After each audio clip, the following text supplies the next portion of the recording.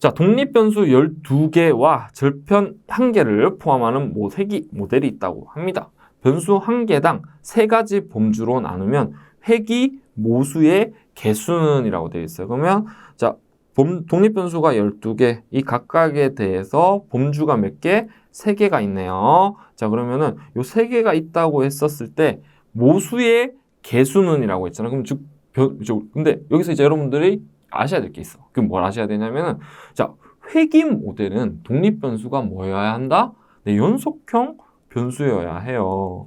근데 범주라는 거는 뭐예요? 왜 범주형 변수예요. 하물며 각 독립변수 하나마다 3개의 범주가 있대요. 그러면 얘는 뭘 해줘야 돼요? 맞아요. 가변환을 해줘야 돼요. 그럼 가변환을 하면 n개의 독립변수는 범주의 수, 하나의 범주의 수에 하나의 독립변수가 범주의 수가 3개라고 했잖아요. 이 3개가 몇 개의 변수로 만들어지냐면은 2개의 변수로 만들어져요. 자, 그러면 어떻게 계산할 수가 있을까요? 12 곱하기 2가 되는 거죠. 12개의 독립변수의 범주 2개로의 연속 변수화가 되는 거거든요. 그럼 요거는 24개입니다. 정답은 24개일까요? 아닙니다. 절편 하나 있죠. 비제로가 있습니다. 플러스 1을 해주게 됩니다. 정답은 25개가 됩니다. 자, 클래스 불균형에 대한 설명으로 옳지 않은 것은, 자, 우리 정답에 대한 클래스가 남성이 70개, 여성이 30개인 상황이요. 자, 이런 데이터를 가지고 학습하면 어떻게 돼요? 네, 편향이 생겨요. 이런 문제들을 우리는 해결하기 위해서 클래스 불균형을 처리를 하게 됩니다. 그러면은 2번 봐볼게요. 자, 무게 균형으로 해결 불가능하다라고 해요. 자, 무게 균형은 요걸 좀 많이 이제 낯설어 하시고 익숙하지 않은 단어인데요. 쓸 수가 있습니다, 결론적으로는. 자, 이렇게 나눠져 있었을 때 이 데이터에 대한 가중치를 달리 주는 거예요. 그럼 여기다가 여성의 데이터가 30개이기 때문에 여기다가 가중치를 예를 들어서 0.8을 해주면은 83, 24, 24개. 그럼 0.1을 해주면은 얼마나요? 14. 데이터가 안 맞네요. 자, 그렇게 가중치를 적용을 해가지고 데이터에 즉 클래스의 데이터에 대한 차이를 맞춰주는 작업을 뭐라고 합니까? 무게 균형이라고 표현을 합니다. 자, 그래서 제가 이거 계산하다 보니까 수치가 좀 안 맞긴 한데 어쨌든 이런 가중치를 부여를 해가지고 비슷한 균형으로 맞춰주는 작업을 무게 균형이라고 표현을 한다라는 거 기억을 해주셨으면 합니다. 그래서 정답은 2번이 적용할 수가 있기 때문에 2번이 되겠습니다. 자, 인과관계 분석만 또 올리면 회귀 분석을 또 올리실 수가 있어요. 자, 그래서 인과관계 4번 보기 한번 읽어볼게요. 독립변수와 종속변수 간의 인과관계를 분석한 것이다. 맞죠? 그죠? 그래서 우리가 여기 독립변수 x가 있고 y가 있어. 이 두 개에 대한 원인과 결과 관계를 보는 게 인과관계 분석의 궁극적인 정의입니다. 그 정의를 찾는 문제로 냈고요. 헷갈릴 수 있는 거 봐볼게요. 상관성을 확인한다. 얘는 상관관계 분석을 이용을 하는 거죠. 그렇기 때문에 정답이 될 수가 없습니다. 자, 다음은 시계열 분포도에 대한 설명으로 옳은 것은 이라고 했어요. 자, 이 시계열 데이터라고 해요. 그럼 x가 시간이라고 치고 y가 어떤 데이터라고 한번 쳐볼게요. 그럼 시간이 갈수록 b까지는 내려갔고요. b부터는 올라가는, 즉 b까지는 음의 관계, b부터 c까지는 양의 관계를 띈다는 걸 알 수가 있어요. 그래서 우리가 정답을 한번 살펴보면은 보기를 한번 읽어볼게요. A와 B, B, C로 나누면 의미를 도출 가능하다. 바로 정답이 나왔네요. 그죠? 음의 관계와 음의 양의 관계를 우리는 알 수가 있어요. 그리고 BC 구간은 양의 관계죠. 그리고 AB 구간에서 기울기가 커지고 BC 구간의 기울기가 작아진다. 그건 아니고 기울기는 음의 양의 관계를 표현하는 거고 기울기는 거의 같다라고 볼 수가 있습니다. ABC 구간 산포도가 크다. 요거는 같다라고 보는 게 맞습니다. 자, 산포도에 대한 설명으로 옳지 않은 것은 이라고 되어 있어요. 산포도는 어떻게 이야기를 해요? 데이터의 흩어짐 정도를 이야기를 하고 근데 실은 문제의 보기를 보면 산포도로 얘기하는 것보다는 우리가 기초 통계량에는 중심 경향치 그리고 산포도와 비대칭도 이 세 가지로 구분이 되죠. 그 보기가 지금 산포도와 비대칭도 관점에서 다 지금 제시를 해놓고 있는 내용이에요. 그래서 3번 봐볼게요. 첨도는 그래프의 양쪽에 뾰족한 정도를 뜻한다가 아니라 첨도는 어때요? 데이터가 중앙에 몰린 정도, 중앙의 뾰족함이나 그렇지 않은 정도를 이야기하는 겁니다. 그래서 정답은 3번이 되는 거고요. 외도는 뭐예요? 비대칭도에서 좌우의 쏠림 정도를 이야기하는 거다라는 것도 여러분들 같이 정리해 놓으시면 되겠습니다. 자, 다음은 기술통계에 대한 개념이다. 옳지 않은가? 기술통계 너무 잘 아시죠? 그래서 이 내용 읽어보면 다들 잘 아실 거고. 자, 1번 봐볼게요. 4분의 수는 Q3 빼기 Q1이다. 요거는 4분의 수 범위를 이야기하는 겁니다. 그래서 정답은 1번이 되겠습니다. 자, 다음 수식으로 표현되는 단위 시간 안에 사건 발생의 수를 나타내는 분포, 단위 시간 안에 발생수, 평균을 가지고 하는 분포, 뭡니까? 네, 포화송 분포입니다. 자, 이거는 이산 확률 분포에 이런 식을 제시까지 해주고 어떤 분포를 설명하는지를 선택하는 문제였어요. 그래서 분포가 각각의 특징, 분포에 대한 특징을 이제 여러분들 준비를 하시면 쉽게 풀 수 있는 문제가 되겠습니다. 자, 정규 분포에 대한 설명. 이것도 뭐 아주 이제 빈출 문제예요. 자, 요거 그죠? 제가 수업 때도 많이 강조를 했었는데, 자, 정규 분포는 외도가 3, 첨도가 0이다. 반대입니다. 외도는 0, 첨도는 3입니다. 그래서 정답은 1이 됩니다. 그래서 정규 분포 이렇게 되어 있잖아요. 자, 여기 면적 합은 얼마예요? 1입니다. 라는 것도 여러분들 알고 있다라는 거예요. 그리고 좌우 대칭, 종 모양의 곡선을 띄고 있다라는 거죠. 그래서 내용을 한번 봐주시면 되겠습니다. 정답은 1번입니다. 자, 다음 설명 중 옳지 않은 것은 이라고 쭉 봤더니 약간 이제 통계에 대한, 그리고 그 통계에 대한 수치적 의미 차이를 이제 보는 문제인 것 같아요. 보기를 볼게요. 표본 분산은 표본의 분산을 의미하며 관측값에서 표본 평균을 빼고 제곱한 값을 모두 더한 것을 뭘로 나눈다? 네, 표본 분산이기 때문에 n-1로 나눕니다. 자유도로 나눈다는 거죠. 정답. 맞고요. 얘는. 자, 추출한 표본의 n이 충분히 크면 모집단 분포의 모양에 상관없이 추출된 표본들은 뭘 따른다? 네, 중심극한의 정리에 의해서 표준정규 분포를 따른다라는 걸 잘 알고 있습니다. 표본 평균의 분포는 특정한 모집단에서 동일한 크기로 표본을 뽑아서 각각의 표본들의 평균을 계산하였을 때 그 평균들의 확률 분포를 의미한다. 이 평균의 분포를 의미한다. 맞습니다. 맞고. 자, 그럼 정답은 4번이네요. 모집단을 통해 표본 집단을 추론한다. 모집단에서 표본 집단을 추출해서 그 통계량을 가지고 모집단의 특성을 추론하게 되는 거죠. 그래서 정답은 4번입니다. 자, 평균과 표본 분산을 구합니다. 자, 2, 4, 6, 80이라는 데이터가 있어요. 얘는 몇 개예요? 5개네요. 자, 그럼 2, 4, 6, 80 더하면은 10, 20, 30이 되겠네요. 30을 5로 나누면 얼마입니까? 6이 됩니다. 자, 이게 뭐예요? 평균이 되는 거고요. 자, 표본 분산 어떻게 구합니까? 자, 2 빼기 6의 제곱 더하기 4 빼기 6의 제곱 점점점 해서 몇 개로 나눕니까? 5로 나누나요? 아닙니다. n-1로 나눕니다. 5-1은 4가 되겠네요. 4로 나누게 됐었을 때 제가 미리 계산을 해보니까 네, 정답은 3번. 평균은 아까 우리 구한 6이고요. 표본 분산 제가 미리 계산했더니 10이 나오는 걸 알 수가 있었어요. 그래서 정답은 3번이 됩니다. 자, 41번 문제. 머신러닝에 대한 설명. 자, 머신러닝과 기계학습은 같은 용어죠. 이걸 헷갈려 하시는 분도 좀 있으시더라고요. 자, 머신러닝, 즉 기계학습에 대한 설명으로 옳지 않은 것이라고 되어 있어요. 자, 4번 한번 봐볼까요? 자, 머신러닝은 통계 분석과 다르게 결과물에 대한 공식을 도출할 수 없다. 그렇지 않죠? 통계 분석과 동일하게 그 패턴을 만들어낼 수가 있습니다. 그 얘기는 공식을 도출화할 수 있다로 얘기를 해주시면 될 것 같고요. 자, 위에 있는 내용은 제가 앞서서 설명을 드렸기 때문에 따로 설명을 드리지 않겠습니다. 자, 선형 회귀 분석의 가정 4가지 기억하실 겁니다. 선형성, 독립성, 등분산성, 정교성. 다중 회귀 분석에 따른 뭘까지 고려해야 되나요? 네, 다중 공선성이 없는지도 확인을 하셔야 됩니다. 자, 그래서 봐보시면은 1번 오차항은 종속 변수와 선형 관계가 있다. 이건 바로 틀렸습니다. 그죠? 오차항은 종속 변수와 선형 관계가 있는 게 아니라 종속 변수와 독립 변수 간의 선형 관계를 우리는 얘기를 할 수가 있어야 됩니다. 그 선형성이라고 하는 거고요. 그래서 정답은 바로 1번이 되겠습니다.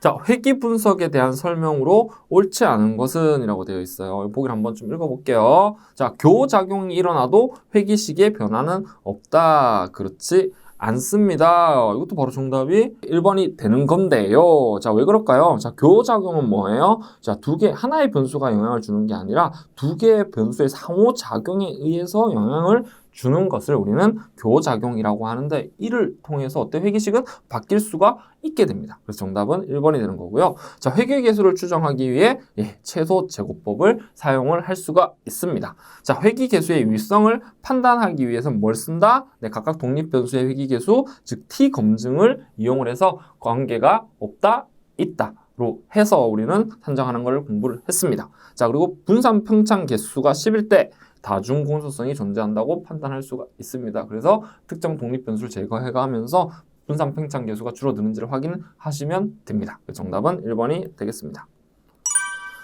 자, 다중 회귀 분석 결과에 대해 옳게 해석한 것을 모두 고르시오라고 되어 있어요. 뭔가 복잡해요. 자, 근데 이것만 딱 하시면 돼요. 자, 우리는 유의성 검증 뭘로 합니까? 결정계수 가장 쉬운 거죠, 그죠? 결정계수 먼저 보시고, 그렇지 않으면은 자, 독립 변수의 유의성을 또 판단해야 된다는 거 알고 있고요. 그리고 모델의 해석력. 자, 모델 해석력은 결정계수로도 볼 수가 있게 되는 거고요. 자, 그리고 우리는 이걸 뭘로 이용을 해요? F 검정을 이용을 해서 전체적인 독립변수가 종속변수의 유의미한 관계를 가지고 있는지 확인을 하실 수가 있게 됩니다. 자, 그래서 그 결과를 쭉 이렇게 나열을 해놨어요. 자, 한번 살펴볼게요. 역과의 거리, 주차장 등의 키워드가 포함된 리뷰는 접근성 항목과 연관성이 있다. 역과의 거리 여기 있고요. 주차 가능 여부. 여기는 항목으로 그냥 접근성을 묶어놨네요. 연관성이 높다라고 볼 수가 있습니다. 자, 응대 항목의 지수. 여기에 지수는 식당 평가에 긍정적 영향을 준다. 응대 항목의 지수 두 가지 볼까요? 준비 속도와 친절함이 되어 있어요. 근데 회귀 개수를 봤더니 양의 개수로 나와 있어요. 그럼 얘기는 뭡니까? 이 두 개 값이 높아질수록 종속변수 값도 높아진다는 걸 이야기하는 거죠. 그럼 긍정적인 영향을 준다라고 볼 수가 있게 됩니다. 세 번째, 접근성 응대 품질 항목은 식당 평가 지수에 유의미하다라고 되어 있어요. 그럼 여기에 있는 모든 항목들을 가지고 평가 지수에 유의미한지를 보는 건 무슨 값일까요? 네, 맞습니다. 요 결정계수와 이런 F 통계량을 이야기를 할 수가 있어요. 그럼 결정계수가 0.84. 결정계수는 어떤 값으로 구성이 돼요? 0에서 1값. 1에 가까울수록 어떻게 돼요? 더 유의미한 해석력을 볼 수 있다. 즉, 독립변수의 분산이 종속변수의 분산에 큰 영향을 준다라고 볼 수가 있게 되는 거죠. 정답은 가나다 4번이 되겠습니다. 자, 다음 설명 중 옳지 않은 거, 자, 어떤 문제인가 봤더니 결정계수 하고 있네요. 네, 결정계수 문제입니다. 또 회귀 분석에 대한 문제가 또 출제가 됐어요. 자, 그러면 옳지 않은 것은 중간에 있는 거 보니까 0에서 1 범위, 얘는 맞네요. 빨리 한번 보고 싶어서 봤는데, 자, 요거는 맞고요. 첫 번째 거 볼게요. 결정계수는 종속변수의 분산 중에서 독립변수에 설명되는 비율을 의미한다. 오케이. 자, 독립변수가 적어지면 결정계수가 커진다. 요거는 정답이 아닙니다. 왜 그럴까요? 자, 독립변수가 많아지면 결정계수가 커지는 문제점이 있어요. 그래서 우리는 조정된 결정계수를 써야 된다는 걸 여러분들 알고 계실 겁니다. 그래서 정답은 2번이 되겠습니다. 자, 결정계수 값이 1에 가까울수록 모델의 유용성은 높다고 할 수가 있게 됩니다. 자, 다중공손성과 관련 있는 지표. 자, 다중공손성을 판단하는 지표들이 무엇이 있는지 머릿속에서 한번 떠올려 보세요. 우리가 앞에서 봤던 분산 팽창 계수 혹은 분산 팽창 요인이 있고요. 오차 한계도 있고요. 자, 그리고 선형성을 보는 방법도 있고요. 결정 계수를 가지고 확인하는 방법도 있어요. 자, 그럼 여기서 딱 보니까 네, 정답은 3번. 자, 나머지 여기에 스튜던트와 잔차, 멜로우즈, CP, 쿡의 거리는 영향값을 진단하는 방법이었습니다. 이것도 같이 봐놓으시면 좋을 것 같습니다. 자, 다음 회귀 분석 모델 평가에 대한 절차. 이것도 조금 이제 갑론을박이 있는 문제예요. 자, 그러면 일단 정답부터 우리가 한번 체크를 해 보면은, 자, 회귀 계수 추정하고 독립 변수 검증하고 회귀 모델 유의성 검증을 볼 수도 있고요. 자, 회귀 계수 추정하고 모델 유의성 검증하고 독립 변수 검증을 둘 다 사용을 하거든요. 그래서 자, 첫 번째 2번 혹은 3번이 답이 됩니다. 근데 일반적으로는 자, 회귀 계수 추정하고 독립변수 검증하고 회귀 모델 유의성 검증하는 것이 일반적인 절차입니다. 그래서 이것도 좀 갑론을박이 있을 수가 있어서 즉 2번 순서대로 해도 되고 3번 순서대로 해도 되거든요. 그래서 이것도 여러분들 좀 이제 체크를 하셔서 봐주시면 될 것 같습니다. 자, 다음 조건에 대한 값을 구하시오. 오즈 B를 구하라고 하네요. 그럼 오즈는 B는 뭐예요? 오즈와 오즈의 B를 오즈 B라고 하고요.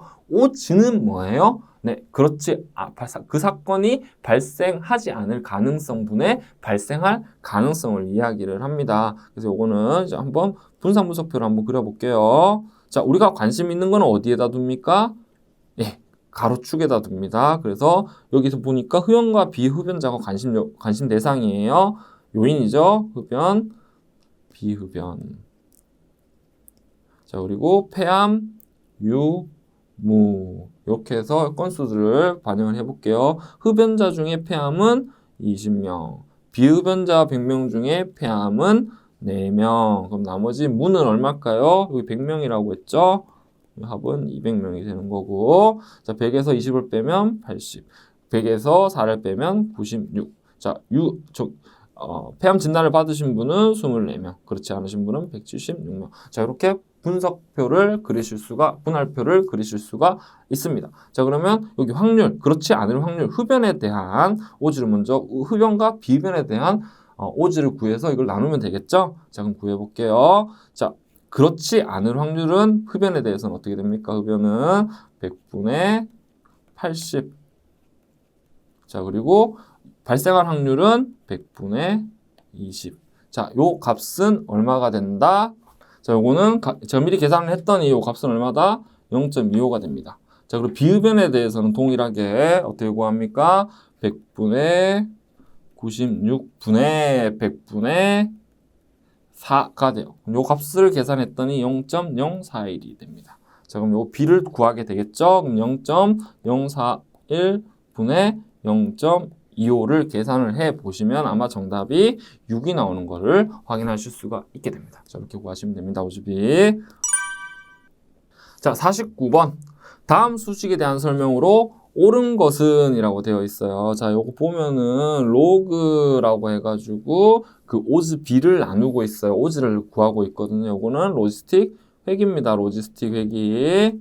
로지스틱 회기의 정의예요. 그래서 로짓을 이야기하고 있는 왼쪽 부분인 거고요. 요게 우측에 있는 회기식이죠. 그러면 왼쪽에 있는, 즉 오른쪽에 있는 회기식에서 각 범주에 대한 확률을 구하는 게 로지스틱 회기였잖아요. 자, 그래서 해석을 해보면, 자, 첫 번째, x가 1단위 증가하면 오즈는 2의 지수의 B성만큼 증가한다. 이 B는 뭐예요? 네, 맞아요. 지금 요 수식은 뭐냐면 B0를 빼고 생각을 한 거예요. 자, 그래서 우리가 exponential 마이너스 2의 B0 더하기 B1 X로 구하게 되는 거거든요. 그래서 1 값이 증가하면 여기다 1 넣어보세요. 1 넣으면 이걸 우리가 또 판별식이라고 표현을 하잖아요. 자, 이걸 또 다른 말로 우리 시그모이드 함수라고도 표현을 하고요. 로스틱 함수라고도 표현을 합니다. 그럼 여기다 이 값을 넣었을 때, 판별 값은 어떻게 되냐면 증가를 해요. 증가를 하기 때문에 1번은 답이 되게 됩니다. 이해되셨나요? 그래서 요거를 오즈와 오즈비를 헷갈리시는 분이 계신데 요 값은 오즈입니다. 오즈. 그래서 값이 증가하는 걸 알 수가 있게 됩니다. 그래서 정답은 1번입니다. 자, 의사결정 나무에 대한 설명으로 옳지 않은 것은 이라고 문제가 나와 있어요. 그럼 정답은 먼저 4번이 되겠습니다. 자, 왜 그럴까요? 분리 기준은, 자, 우리는 분리 기준은 어떤 걸로 확인을 할 수가 있어요? 네, 불순도와 순수도. 자, 불순도는 뭐예요? 남자 데이터가 5개, 여성 데이터가 5개. 자, 얘는 어떻게 됩니까? 남성 데이터가 0.5, 여성 데이터가 0.5가 되는 거죠. 이 불순도가 높다라고 할 수가 있게 되는 거예요. 그럼 이 값이 어떻게? 작아지는 값으로 불순도가 작아지는 형태로 나무를 분리를 하게 되는 거거든요. 그래서 분리 기준은 뭐예요? 전위 확률이 아니라 이 불순도와 순수도, 이런 값들을 이야기를 합니다. 즉 불순도와 순수도를 측정할 수 있는 값을 이야기하는 거죠. 거기에 우리 쓰는 알고리즘도 몇 가지가 있나요? 위에 있네요. 정보이드, 진위계수, 엔트로피, 카이제곱, 통계량 이런 것들을 얘기를 할 수가 있습니다. 자, 그리고 알파컷이라는 알고리즘이 있는데 얘는 가지치기를 할 때 사용할 수 있는 알고리즘이에요. 그래서 지금 2번, 3번은 의사결정 나무트리를 사용을 하는 거고요. 자, 주요 알고리즘 뭐가 있나요? 카트, C4.5, C5.0 이런 알고리즘들이 있습니다. 그래서 답이 되게 됩니다. 정답은 4번입니다. 자, 의사결정 나무에 D에 들어갈 노드는 무엇인가? 라는 문제예요. 의사결정 나무 이렇게 주어졌고요. 자, X2 변수, X1 변수의 기준에 따라서 이렇게 분리를 할 텐데 위에 있는 X1, X2 값은 어떻게 할당이 되느냐라는 걸 이야기하는 거예요. 자, 그럼 이걸 표를 테이블 한번 만들어 볼게요. 자, 이렇게 만들 수가 있어요. 자, X2가 첫 번째 기준이었고 X1이 첫 번째 기준이에요. X2는 무슨 값이 있나요? 2, 3, 4, 5 값이 있고요. X1은 6, 7, 8이라는 값이 있어요. 자, 이렇게 데이터가 주어졌다고 생각을 하시면 여러분들 쉽게 답을 구하실 수가 있습니다. 자, 먼저 X2 기준으로 3보다 작으면은 왼쪽으로 간다라고 되어 있고 그 이상이면 오른쪽으로 간다고 되어 있어요. 자, 그럼 첫 번째 데이터는 어떻게 갈까요? 네, 첫 번째 데이터는 자, 왼쪽으로 갔겠네요. 자, 그리고 나서 여기 있어요. 자, 그리고 X1, X7을 기준으로 분리를 해요. 그럼 6이라는 값은 어디로 가나요? 네, D로 가네요. 그럼 첫 번째 행 2,6은 D에 위치를 하게 됩니다. 자, 그럼 두 번째 행 값은 3보다 크죠? 그럼 C로 갔고요. X1 값은 7이에요. 그럼 7보다 커요. 그럼 여기는 3, 7 값이 위치를 하게 되는 거예요. 4, 8은 어떻게 될까요? 4도 C로 갔다가 X2에 의해서 C로 가고요. 여기가 C로 가고요. X1에 의해서 G로 가요. 그럼 여기도 4, 8이 위치를 하게 돼요. 자, 마지막에 있는 값 5 값이 있네요. 5는 3보다 크죠? 그럼 C로 가게 됩니다. X1 값은 지금 없죠? 그럼 여기 F로 가게 되겠네요. 없기 때문에 자, 그럼 여기가 5 이렇게 값이 되게 됩니다. 그럼 D에 위치하는 값은 뭡니까? X2는 2, X1은 6. 즉 정답은 1번이 되겠습니다. 자, 다음 중 학습률. 자, 학습률은 어디서 씁니까? 러닝 레이트라고 하는 자, 인공신경망. 자, 이걸 인공신경망에서 뭐요? 네. 경사하강법에서 이동하는 값의 단위를 우리는 학습률이라고 하죠. 그래서 이런 거 기억하실 거예요. 여기가 가중치고 여기가 코스트, 손실함수의 값을 이야기하는 거고요. 손실값. 자, 그러면 초기 가중치를 선택을 하고 요만큼, 요만큼, 요만큼, 요만큼 지금 이동할 수 있는 요 크기를 우리는 학습률이라고 합니다. 자, 그럼 요걸 기반으로 해가지고 4번을 봐봤더니 학습률에 배치 크기와 반복 횟수 모두 고려해야 된다. 자, 요것은 정답이 됩니다. 왜 그러냐면 이 학습률의 크기를 크게 하게 되면 어떻게 될까요? 이렇게. 우리가 원하는 위치의 값은 여기잖아요. 가중치가 즉 손실 함수 값이 최소가 되는 가중치를 찾게 해주는 게 경사하강법이기 때문에 자, 그래서 옳은 것은 학습률의 배치 크기와 반복 횟수 모두 고려한 크기를 설정을 해야 되겠습니다. 자, 인공신경망 학습 시 과적합 방지 방법으로 적절하지 않은 것은 이라고 되어 있습니다. 자, 입력 노드 수를 줄인다. 자, 가중치 절대값을 최대로 한다. F폭수를 줄인다. 음닉 지수를 줄인다. 입력 노드 수를 줄인다. 자, 어때요? 데이터 변수 수가 줄게 됐었을 때 학습해야 되는 가중치는 줄게 됩니다. 그래서 답이 맞을 수가 있고요. 자, 가중치 절대값을 최대로 한다라고 하는 것은 이 값이 커진다라는 거는 계산해야 될 범위가 많아진다라는 거고 모델은 거기에 맞춰줄 수밖에 없어요. 그래서 정답은 2번이 됩니다. 이건 적절하지 않은 방법입니다. F폭수를 줄인다. 자, 이것도 늘릴 수도 있고 줄일 수도 있어요. 그건 최적의 F폭수를 찾는 것이 핵심입니다. 그래서 크게 늘렸다가 줄이는 방법을 많이 활용을 하기 때문에 정답은 3번을 쓸 수가 있고요. 자, 은닉층수가 줄었다는 건 모델의 복잡도를 줄인다라는 거고 모델이 복잡해지면 과적합이 발생을 하기 때문에 정답 4번도 맞는 답이 될 수가 있습니다. 그래서 정답은 자, 2번 가중치 절대값을 최대로 한다가 되겠습니다. 자, 원핫 인코딩에 대한 설명. 자, 원핫 인코딩은 남성이 있고 여성이 있다고 했었을 때 남성은 뭐요? 1, 0. 여성은 0, 1로 표현하는 방법이에요. 그래서 우리가 대상이 되는 값의 인덱스를 1로 변환하는 방법을 우리는 원핫 인코딩이라고 정의를 할 수가 있게 됩니다. 자, 서로 다른 단어의 내적은 0이다. 살짝 헷갈리는데 이거 뭐죠? 자, 두 번째, 모든 단어는 원핫 인코딩이 가능하다. 공간 차원의 효율이 좋다. 텍스트를 수치화한다. 자, 요거는 일단 3번은 무조건 아니에요. 자, 단어가 지금 2개이기 때문에 이렇게 보이실 수가 있는데 단어가 10개인 경우에는 1, 0, 0, 0, 0, 0, 0, 0, 0, 0, 0, 되고요. 0, 1, 0, 0, 0, 0, 0, 0, 0 이렇게 되거든요. 그럼 어때요? 0으로 남는 메모리의 공간을 할당을 해버리게 되고 효율적이지가 않게 사용이 되는 거죠. 그래서 정답은 일단은 3번입니다. 그리고 모든 단어는 주어진 모든 단어는 이렇게 원하드 인코딩으로 표현이 가능합니다. 자, 그리고 텍스트를 이렇게 수치화하는 방법이기도 합니다. 그래서 정답은 3번이 되겠습니다. 자, 다음 중 군집수 K를 직접 설정하지 않아도 되는 군집 모델은 이라고 여러분들 해석하시면 될 것 같아요. K 메디안 그리고 K 중앙값 알고리즘이죠. K 민즈, K 평균 알고리즘입니다. 둘 다 K를 제시를 합니다. 자, 그리고 DB 스캔. DB 스캔은 군집을 정의하는 게 아니라 그 집단의 최소 지지도, 즉 최소 포함되어야 되는 값의 수를 설정을 하게 되죠. 그래서 DB 스캔은 아니고요. 믹스처 모델, 혼합 분포 모델인데요. 얘도 분포수를 K로 주게 됩니다. 그렇기 때문에 정답은 3번입니다.